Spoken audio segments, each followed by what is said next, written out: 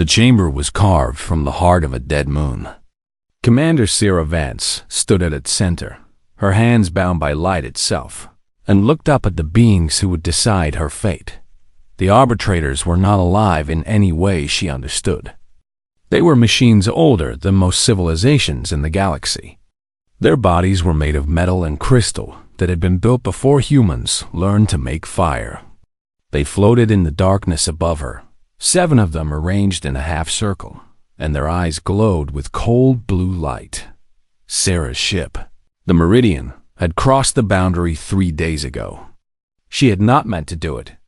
A navigation error, a solar flare that scrambled her systems, and suddenly she was in space that belonged to the Concord. The Concord was an alliance of 400 species, and they did not welcome strangers. They especially did not welcome humans, a species so new to space travel that most aliens had never heard of them. The Arbitrators were the judges of the Concord. They did not serve any government. They did not answer to any council. They simply were, and they had been for 10,000 years. When someone broke the law, the Arbitrators decided the punishment. Sarah had requested a trial. She had explained the navigation error. She had shown them her ship's records. None of it mattered. The boundary exists, the Arbitrators said. All 7 of them spoke at once, their voices joining together into a single harmonic sound that vibrated in her chest. The boundary was crossed. Intent is not a factor. Circumstance is not a factor. Only the act matters. Then what happens to me? Sarah asked. Her voice was steady. She had been a soldier before she became an explorer. She knew how to face bad news. Survival is the test, the Arbitrator said. This is the punishment for all who cross the boundary without permission. You will be taken to a world. You will be given nothing. You will survive for 1 full cycle of that world's orbit around its star, or you will die. If you survive, you will be released. Your ship will be returned. You will be free to go. Sarah felt something cold move through her stomach. And if I don't survive? Then you will be dead. The question will not matter to you. She wanted to argue. She wanted to explain that she was just one person, that her ship was small, but she had never meant any harm. But she could see in the cold glow of their eyes that argument was pointless. The Arbitrators did not care about fairness. They cared about rules. What world? She asked instead. Keth 7. Sarah did not know the name, but she saw something change in the chamber when the Arbitrators spoke it. The light seemed to grow dimmer. The air felt heavier. Even the ancient machines seemed to pause for just a moment, as if the name itself carried weight. Keth 7 has been used for the trial of survival for 6,000 years, the Arbitrators continued. Many species have been sent there. The Velith, the Turani, the Korvathi, the Summa, all failed. None have passed the trial in 4,000 years. None? Survival requires more than strength, more than speed, more than natural weapons. The species we have tested possessed all of these things. They died anyway. Keth 7 does not care what you are. It only cares what you can endure. Sarah closed her eyes for a moment. She thought about Earth, about the home she had left behind. She thought about her mother, who had died when Sarah was young. She thought about her father, who had taught her to fish, to hunt, to make fire from nothing. She thought about all the humans who had come before her, all the generations who had survived ice and heat and famine and war. She opened her eyes. Send me, she said. The Arbitrators made a sound that might have been surprise. Most beings begged at this point. Most beings cried or screamed or tried to run. Sarah Vance simply stood there, her back straight, her eyes clear, and waited. You accept the trial? I don't have a choice. But yes, I accept it. You will be given no tools, no weapons, no clothing, no food, no water. You will arrive on Keth 7 with nothing but your body and your mind. The trial will last for 347 local days. If you are alive when the trial ends, you will be retrieved. If you are dead, your remains will be left where they fall. I understand. We do not think you do, the arbitrator said. But you will. Light surrounded her then. It was warm at first, almost gentle, and then it grew brighter and brighter until she could see nothing else.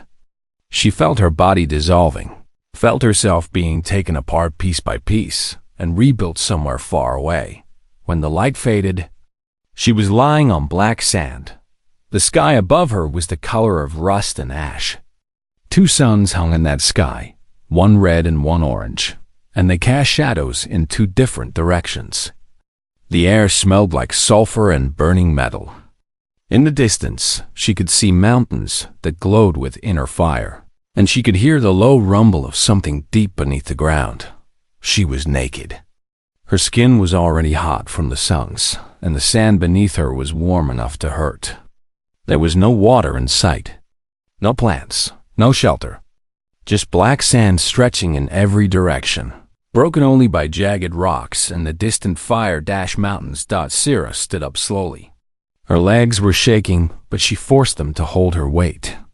She turned in a complete circle, looking at the world that would either kill her or let her live. She saw bones half buried in the sand. They were not human bones.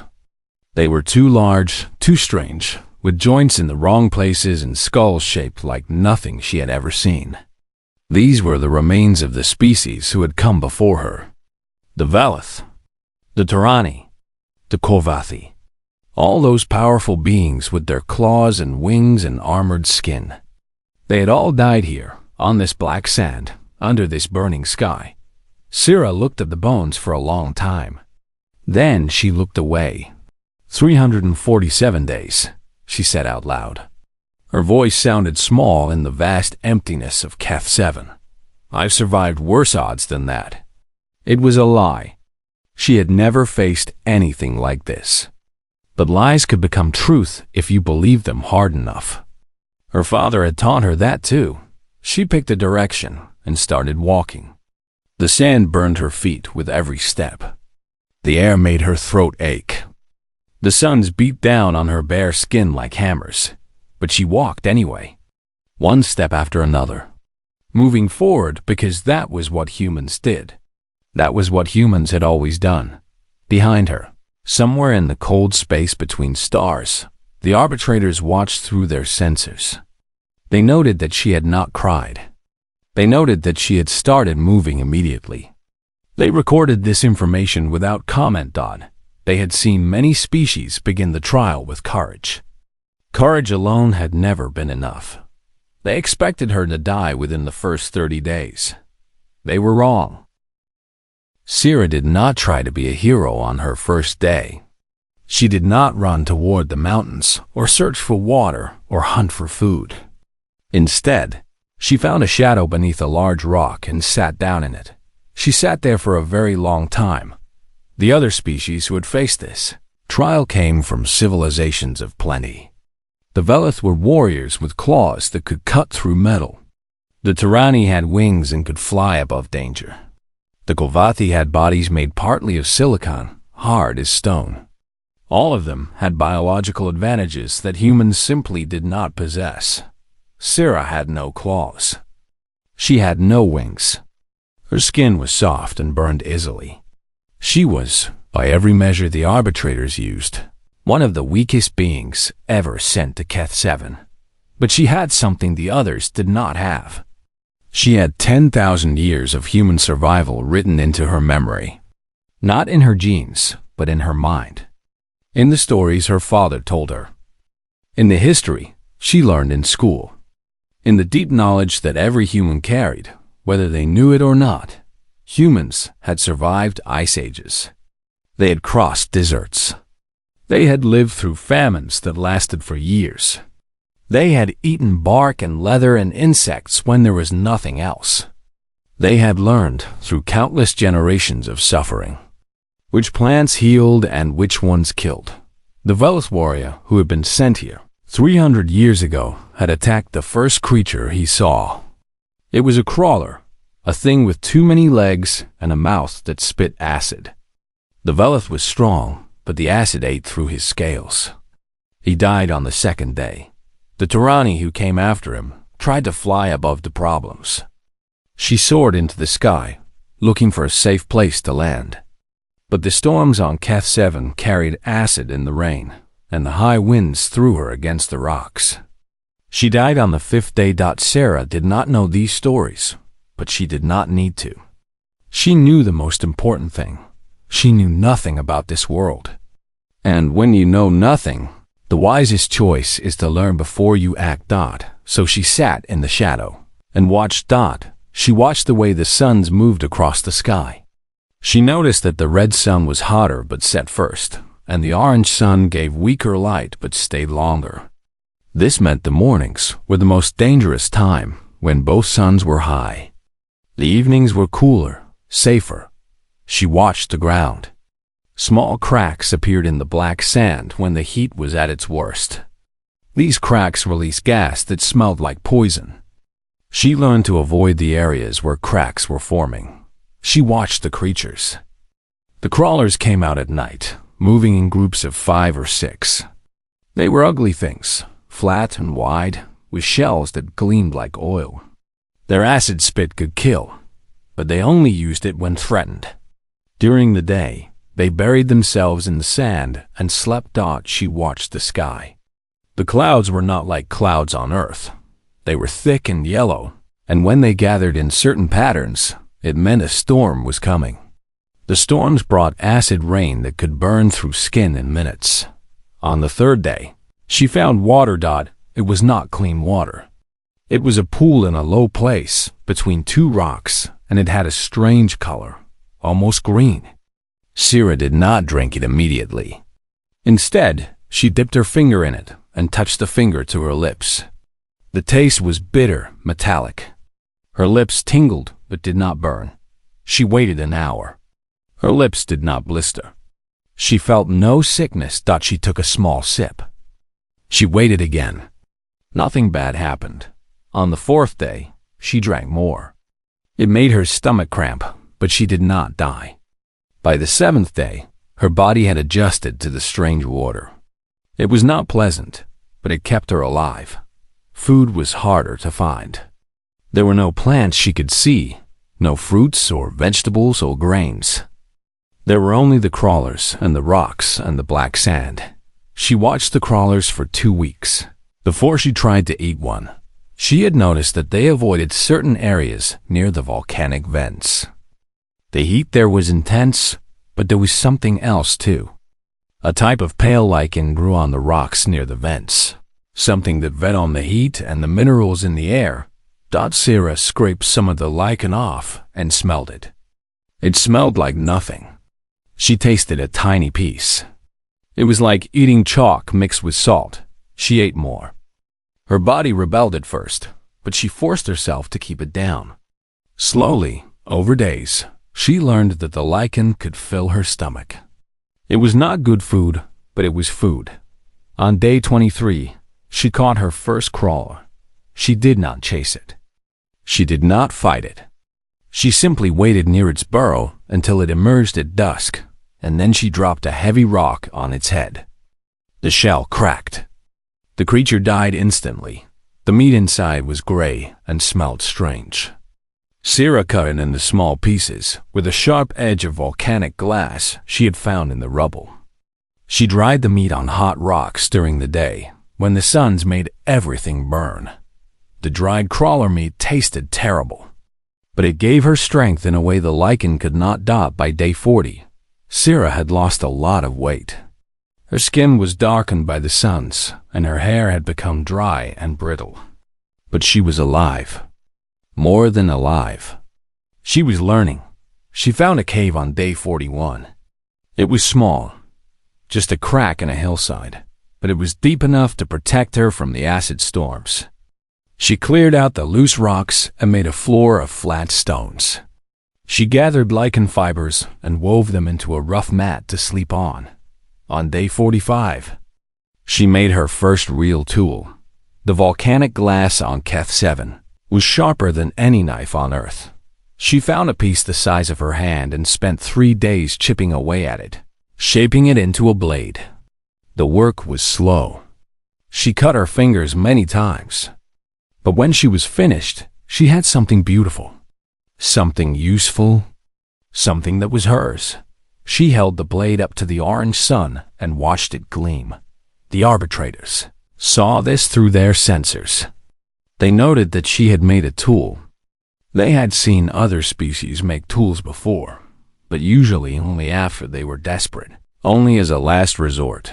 This human had made a tool while she was calm, while she was patient, while she was still learning the world around her. They did not understand why this mattered, but they recorded it anyway. Sarah looked at her blade and smiled for the first time since she arrived on Kef 7. It was a small smile, tired and warm, but it was real. She had been a fool to think survival was about strength. Survival was about patience. Survival was about watching and learning and waiting for the right moment. The right moment would come. She just had to be ready for it. She went back to watching the world, her new blade resting in her hand like an old friend. By the 100th day, Sarah had a camp. It was not much to look at. A crack in the hillside expanded into a small room. A floor of flat stones covered with woven lichen mats. A pit near the entrance where she could make fire using sparks from volcanic glass struck against iron-rich rocks. A row of clay pots, shaped by her hands and hardened in the heat of the geothermal vents. To anyone from a civilized world, it would look like nothing. Just a hole in a hill with some crude objects inside. But to Sarah, it was everything. It was proof that she could take a world that wanted to kill her and make it give her what she needed. The clay pots had taken the longest to figure out. There was clay near the water pool, thick gray mud that stuck to her fingers. She had seen pictures in old books of how ancient humans made pottery, but seeing pictures and actually doing it were very different things. Her first pot cracked when she tried to dry it. Her second pot fell apart in her hands. Her third pot survived the drying but shattered when she put it near the heat vent. She tried again and again, adjusting the shape, the thickness, the drying time. On her 9th attempt, she made a pot that held together. She cried when she filled it with water and the water did not leak out. She was not ashamed of the tears. They were earned. The rope came next. The lichen that grew near the vents had long fibers inside it, thin as hair but surprisingly strong. Sarah pulled these fibers out one by one and twisted them together. It was boring work. Hours and hours of sitting in her cave, twisting fibers between her fingers, building something useful from something useless. When she had enough rope, she made snares for the crawlers. Now she did not have to wait by their burrows with a rock. She could set traps and check them each evening, and most nights at least one trap held a crawler. The Arbitrators watched all of this through their sensors high above. They had seen species build shelters before. The Velith had built a fortress of stones in his first month. It was grand and impressive and completely useless when the acid storms came, because he had built it in a low area where the acid collected in pools. The Tyranni had built a nest high in the rocks, safe from the crawlers and the ground-level dangers. But she had not stored food, and when she broke her wing in a fall, she starved to death within sight of safety. Sarah built differently. She built small. She built in places that were hidden and protected. She built redundant systems, backup plans, multiple ways to get water and food if one method failed.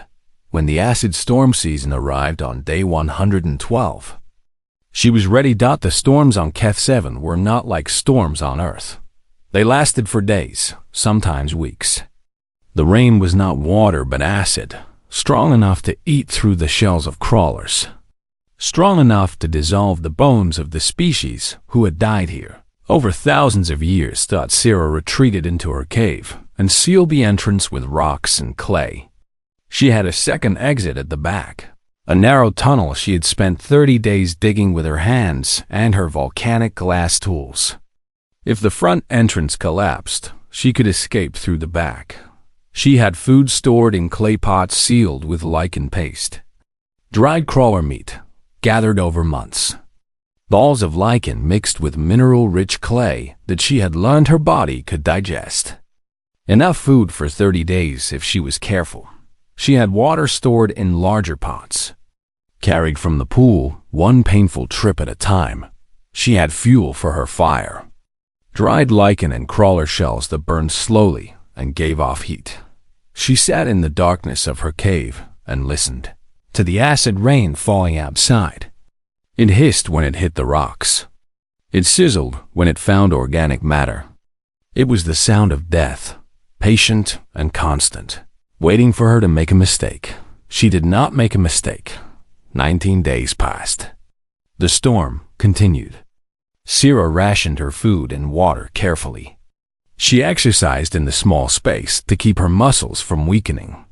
She slept as much as she could to conserve energy. She talked to herself sometimes, just to hear a human voice. On the 20th day, the storm ended. Sierra emerged from her cave slowly, carefully. The world outside had changed. The black sand was darker now, washed clean of dust and debris. The rocks gleamed with a strange sheen where the acid had polished them.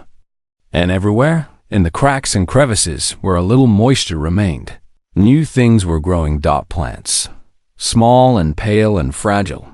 But plants. Sierra had not seen plants on Keth 7 before. She realized now that they only appeared after the acid storms, feeding on the chemicals left behind, growing fast and dying fast before the next dry season began. She studied the new plants carefully. Some of them made her hands itch when she touched them. She avoided those. Others had thick leaves that held water inside. She tasted them cautiously, waiting hours between each test. 2 of the plants were safe to eat. They tasted better than anything she had eaten in months. She gathered as much as she could and dried them in the returning sun, adding them to her food stores. The arbitrators recorded her actions. They noted that she had survived the storm season, one of the most dangerous periods on Keth 7. They noted that she had emerged stronger than before. With new food sources and new knowledge, they adjusted their predictions. She might survive 200 days, perhaps 250. They still did not expect her to pass the trial. But they were beginning to wonder. In her cave that night, Sierra made marks on the wall with a piece of charoite. 1 mark for each day she had survived. 131 marks in a row, scratched into the stone. 216 days left. She looked at the marks and felt something she had not felt in a long time. Not hope exactly. Hope was too bright, too fragile for this place. What she felt was more solid than hope. It was certainty. She was going to survive. Not because she was strong. Not because she was fast. Not because she had claws or wings or armored skin. She was going to survive because she was human. Because humans had been surviving impossible things since before they had a word for impossible. She added 1 more mark to the wall and went to sleep. Outside, the twin suns set behind the fire mountains, and Keth 7 grew quiet. The crawlers emerged from their burrows. The new plants stretched their leaves toward the fading light. And somewhere in the darkness, something else was waking up. Something that had been on this world much longer than Sierra. Something that had been waiting for 400 years. Sierra found the creature on day 212. Though at first she did not realize it was a creature at all. She had been exploring a new area. A valley between 2 volcanic ridges where the ground was more stable and the air was slightly less poisonous. She was looking for new sources of water, new plants, anything that might help her survive the remaining days of her trial. What she found instead was a rock that was not a rock. It was large, about twice her size, and gray like everything else on Keth 7. But something about its shape made her stop and look more closely. It was too smooth, too regular. Natural rocks on this world were jagged and broken. This thing had curves. She walked around it slowly, studying it from every angle. As she moved, she noticed lines in the surface. Not cracks, but patterns. Like veins in a leaf, or rivers on a map. She reached out and touched it. The rock moved. Sira jumped backward, her hand reaching for the blade at her hip. The rock unfolded slowly, pieces of it separating and rearranging. What had looked like solid stone became limbs. 8 of them, long and jointed, ending in flat pads that gripped the ground. A section at the top rose up and turned toward her, and she realized she was looking at a face. It was not a human face. It was not any kind of face she had seen before. 2 eyes made of crystal, deep and dark, set in a surface of gray silicon. A mouth that was just a line, a crack that opened and closed without sound. No nose, no ears. Just those eyes, watching her. Sira did not run. She forced herself to stand still, her hand on her blade but not drawing it. The creature made a sound. It was like stones grinding together, low and rough. It took Sira a moment to realize it was trying to speak. She did not understand the words, but she understood the tone. It was a question. "I don't know your language," she said slowly, clearly. "My name is Sira. I am human." The creature tilted its head. The grinding sound came again, different this time. It was studying her the same way she had studied it. For a long time, neither of them moved. Then Sira did something strange. Something that the arbitrators, watching from above, did not expect. She sat down on the ground, cross-legged, and placed her blade in front of her where the creature could see it. "I am not going to hurt you," she said. "I am alone here. I think you are alone too." The creature watched her for another long moment. Then, slowly, it lowered itself back down. Its limbs folded underneath it. It became more compact, less threatening. They sat together in silence as the suns moved across the sky. Over the next 3 days, Sira returned to the valley again and again. She brought food, crawler meat, and dried plants, and left them near the creature. At first, it did not eat. Then, on the 2nd day, she found the food gone. She learned its language through patience and repetition. The creature could not make human sounds, and she could not make its grinding speech. But they found a middle ground. Gestures, drawings in the sand. Simple words repeated until they stuck. Its name was something she could not pronounce. The closest translation was remnant of the 63rd. When she asked what that meant, it told her its story. The Kovathi were a species from a high-gravity world. They had bodies made partly of silicon, hard and strong, able to survive conditions that would kill most organic life. 400 years ago, 63 Kovathi had been sent to Keth 7 for the trial of survival. The same trial Sira was facing now. 62 of them had died. They had fought each other for resources. They had tried to attack the crawlers. They had built shelters that collapsed and dug wells that, filled with poison. One had survived, Remnant, but Remnant had not passed the trial. The trial required survival for 1 full orbit of the planet around its star. Remnant had survived for 40 years before the arbitrators returned. By then, Remnant had changed. It had stopped trying to pass the trial. It had stopped trying to do anything at all. It had simply continued, metabolizing minerals from the rock. Barely moving, barely thinking, existing in a state between life and death, waiting for something that never came. "Why?" Sira asked. "Why did you stop?" Remnant's crystal eyes flickered. "The test cannot be passed. I learned this. Survival is not enough. Existence is not enough. The arbitrators want something more, something I could not give. What do they want? I do not know. I stopped asking after the first century. Sira sat with this information for a long time. She thought about the arbitrators and their rules.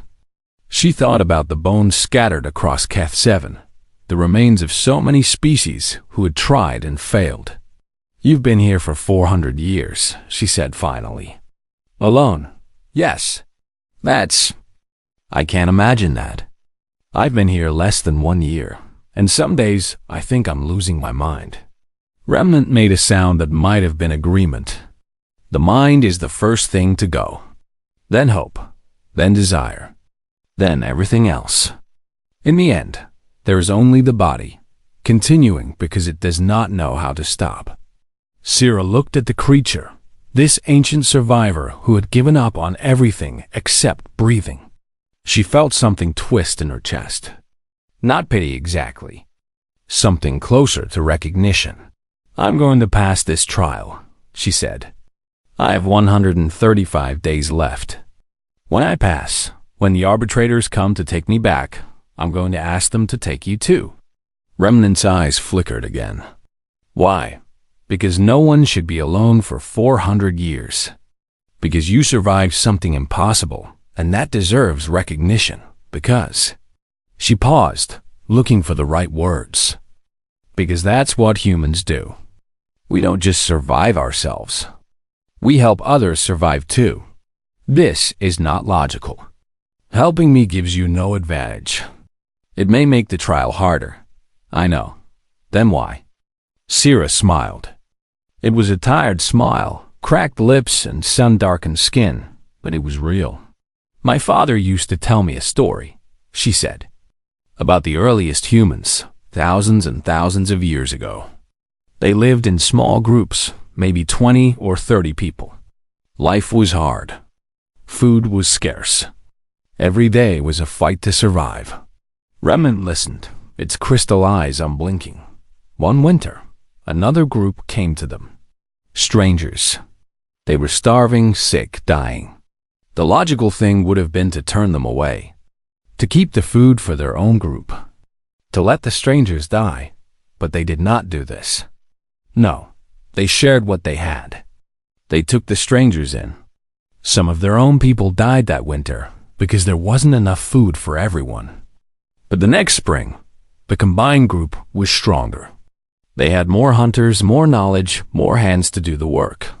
Sira leaned forward. That's the thing about humans. We figured out a long time ago that survival isn't just about keeping yourself alive. It's about keeping everyone alive.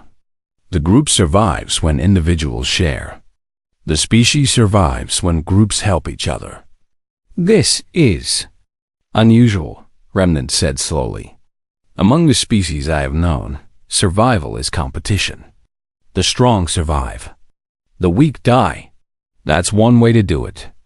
It's not our way. For a long time, Remnant was silent. Then it made a sound Sira had not heard before. A sound like breaking stone, sharp and sudden. She realized, with amazement, that it was laughing. You are very strange, human Sira, Remnant said. I have met many species. Fought some. Watched others die. None of them would have sat with me in the dirt and offered to share their survival. Then none of them were human. Remnant's eyes glowed brighter for a moment. Something was changing behind those crystal surfaces. Something that had been sleeping for a very long time was beginning to wake up.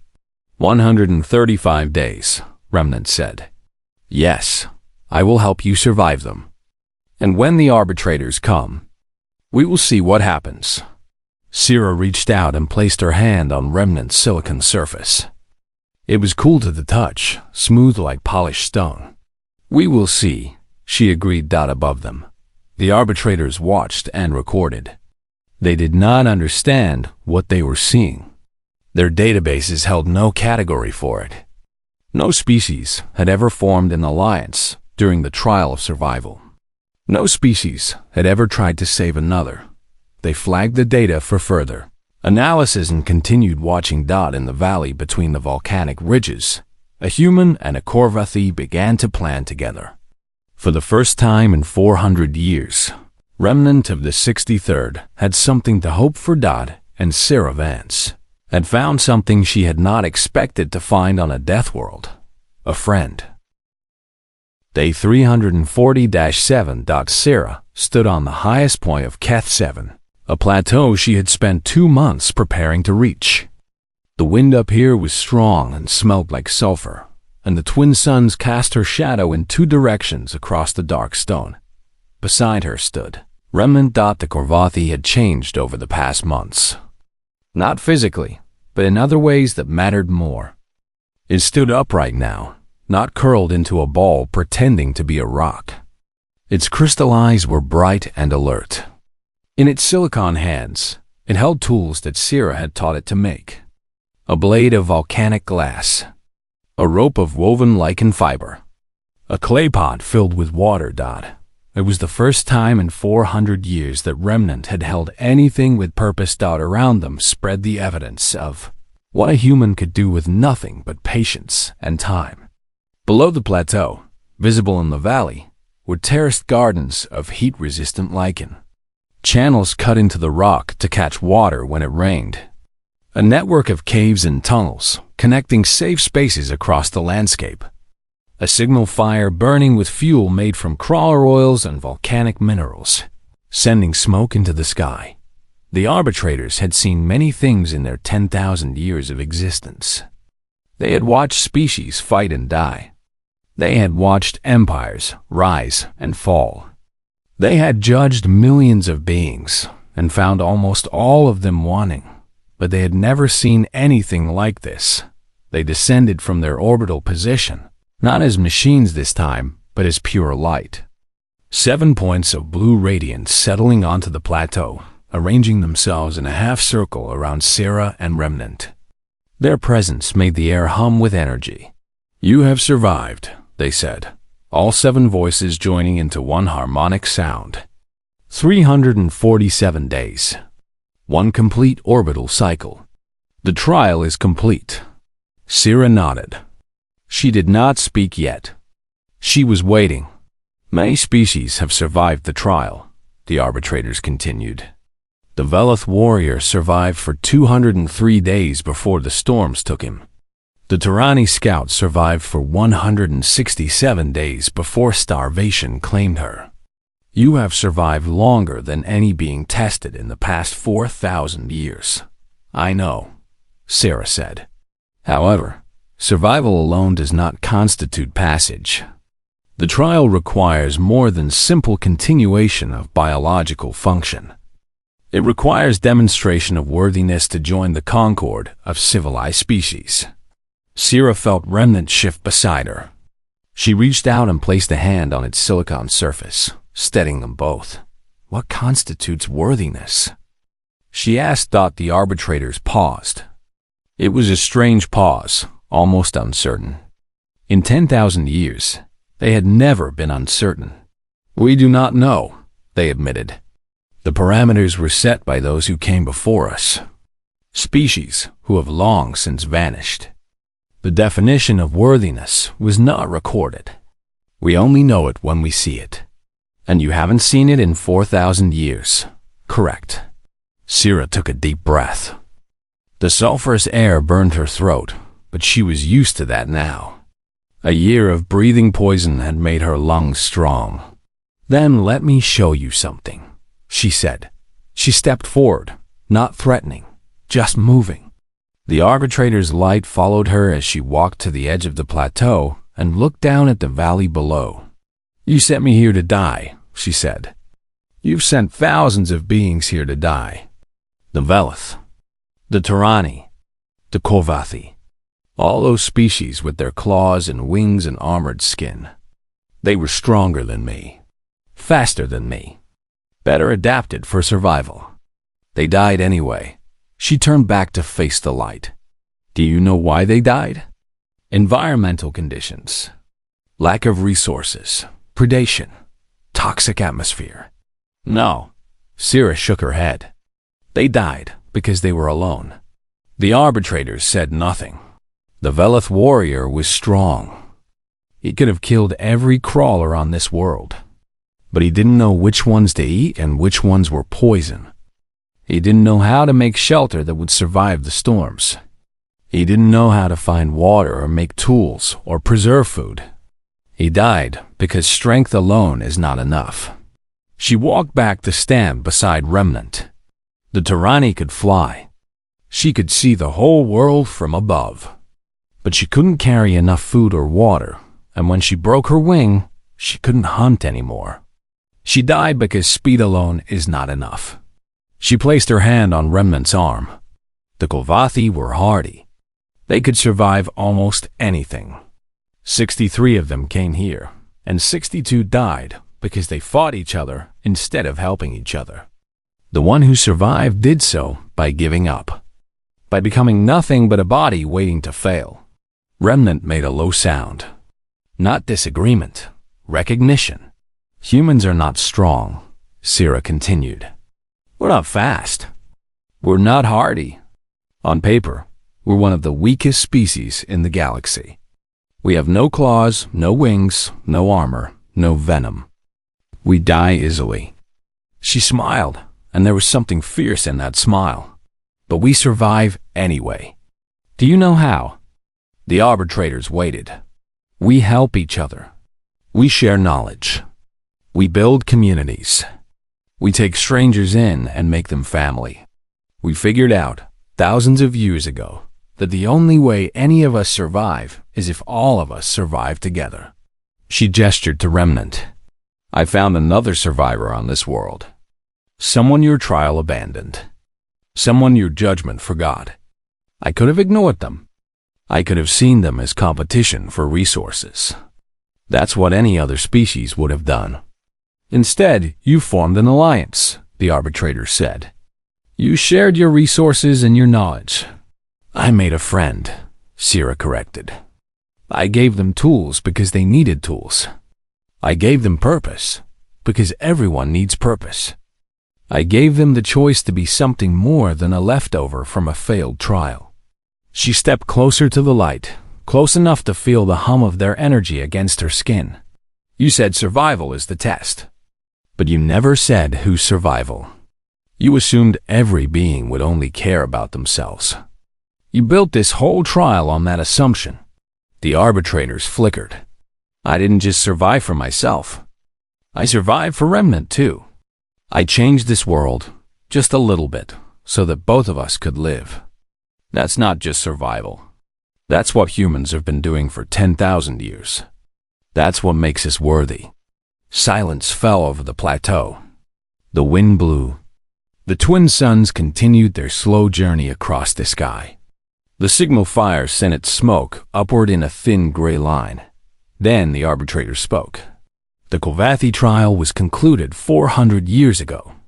Remnant of the 63rd was classified as a survivor, but not a passer. They were not a factor in your evaluation. I know, Syrah said. I didn't help them for your evaluation. I didn't help them for your evaluation. I helped them because it was right. Another silence. Longer this time. This is unprecedented. Humans usually are. The light shifted, reconfigured. The 7 points drew together, consulted in some way that was beyond Syrah's understanding, then separated again. Commander Syrah Vance, you have passed the trial of survival. The parameters of passage have been updated to include your actions. Remnant of the 63rd is reclassified as a co-survivor. Both of you will be returned to Concord space. Syrah let out a breath she had been holding for 347 days. Her legs felt weak. She wanted to sit down, but she forced herself to stay standing. Additionally, the Arbitrators continued.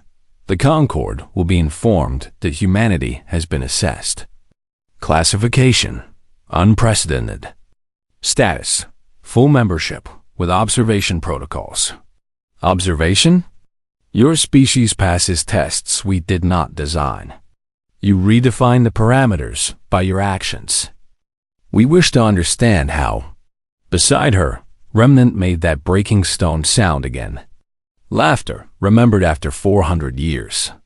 They want to study you, Remnant said. They do not understand what you are. Sira smiled. Her lips were cracked. Her skin was burned. Her body had been pushed to limits she never knew existed. But she was alive. They were both alive. Let them watch, she said. Let them study. Let them try to figure out what makes humans different. She looked up at the Arbitrators, at the ancient machine intelligences who had judged the galaxy for 10,000 years. We're not special because we're strong or fast or smart, she told them. We're special because we never stop trying. We never stop building. We never stop helping each other, even when everything is against us, even when survival is impossible. The light began to surround her, warm and gentle, preparing to take her back to civilization. You built this trial to test survival, she said. But you forgot something important. What did we forget? Sira reached out and took Remnant's silicon hand in her own. Survival isn't a test you pass alone. It's something you do together. That's the lesson humans learned a long time ago. That's why we're still here. The light grew brighter. Keth 7 began to fade away. The black sand, the fire mountains, the twin suns in the rust-colored sky. All of it dissolving into white radiance. The last thing Sarah saw before the light took her completely was Remnant's crystal eyes, bright and alive for the first time in 4 centuries. The last thing she heard was the Arbitrator's voice, speaking words that would change the galaxy forever. Humanity is unprecedented, and we are only beginning to understand what that means. Then there was a light dot, and then there was home. 3 months later, Sira Vance stood before the Council of the Concord, the first human ever to address that ancient body. Beside her stood Remnant of the 63rd, restored and recognized. No longer a leftover, but an ambassador.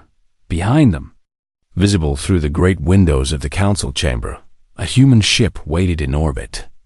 The first of many.